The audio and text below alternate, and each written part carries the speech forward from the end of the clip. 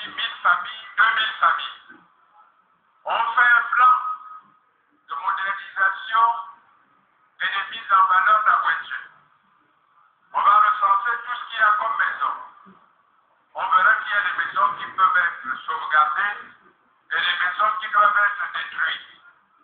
Après ce programme-là, après qu'on ait recensé tous les habitants de la voiture, on les logera dans le camp de relogement là-bas.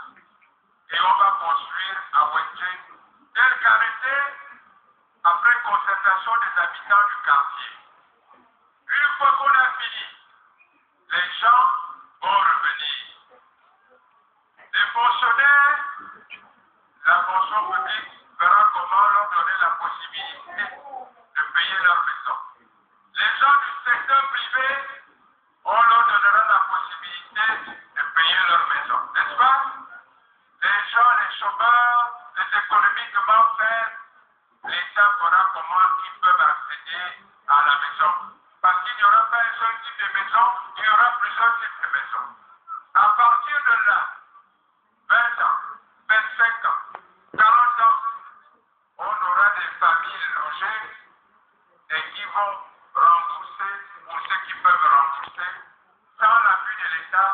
Et pour ceux qui auront de l'appui, ceux qui auront besoin de l'appui de l'État va s'organiser. C'est comme ça qu'on fait fonctionner un pays. C'est comme ça qu'on donne le sentiment à tout le monde qu'on appartient au même pays. C'est comme ça qu'on partage les richesses de tout le monde à tout le pays. Est-ce que vous m'entendez? C'est comme ça que ça se passe dans les pays qui se respectent. Je n'invente pas là. Ça se passe comme ça en Libye, ça se passe comme ça à Dubaï, ça se passe comme ça en France. Et ça va se passer comme ça au Gabon, notre pays, à partir du 1er décembre.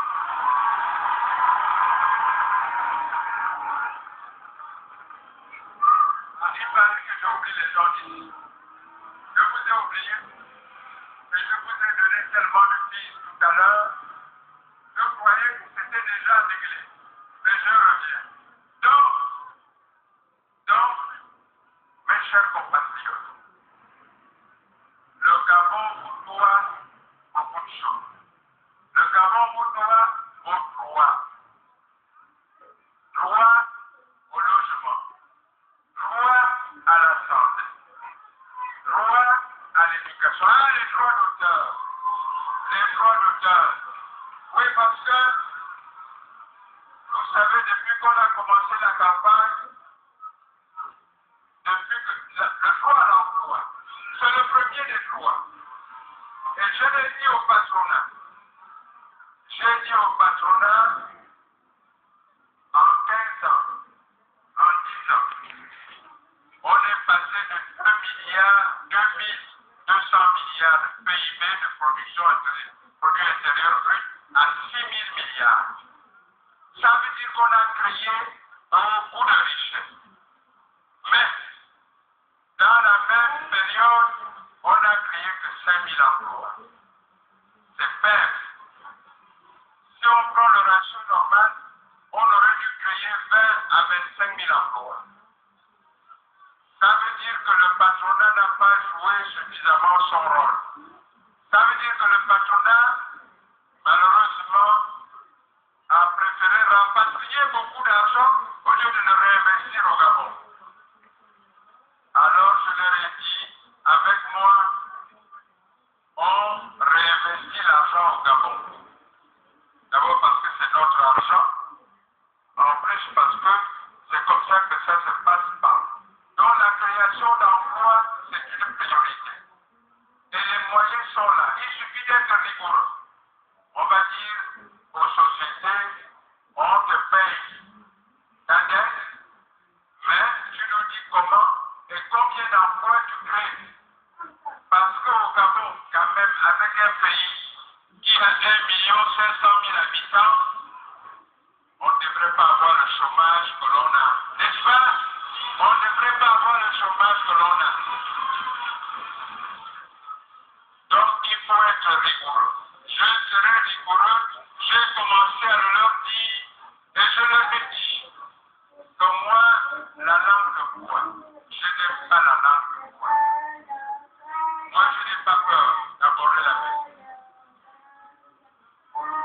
Donc, tout ça, faire travailler les gens des années sans intégration, ce n'est pas normal. Les faire travailler des années et des années sans leur payer leur rappel, c'est encore moins normal.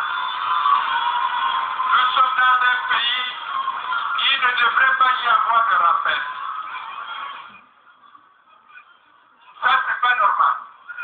Et l'une des hontes et l'un des scandales de notre pays, quand vous allez le bac, on vous envoie, on vous donne une bourse, non?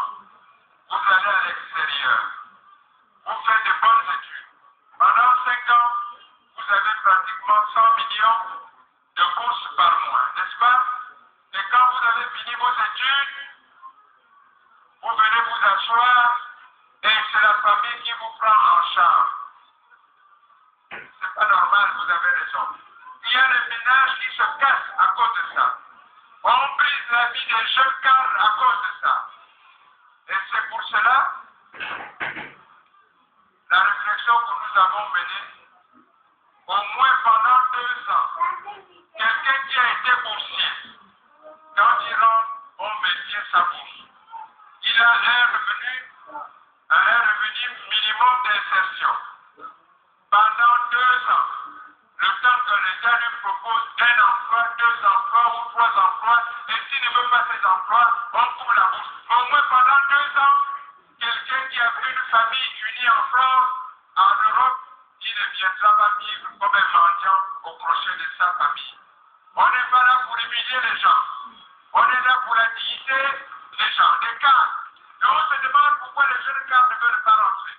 Mais les jeunes cadres ne veulent pas rentrer parce qu'en France, au moins, ils peuvent élever décemment leurs enfants. Mais quand ils viennent ici, sans emploi, ils vivent dans le quartier avec leur famille, ils ne peuvent pas s'occuper de leur famille, les ménages se cassent, les gros montent dans les voitures, viennent tenter leur femme, brisent les ménages, et ça, c'était pas bon.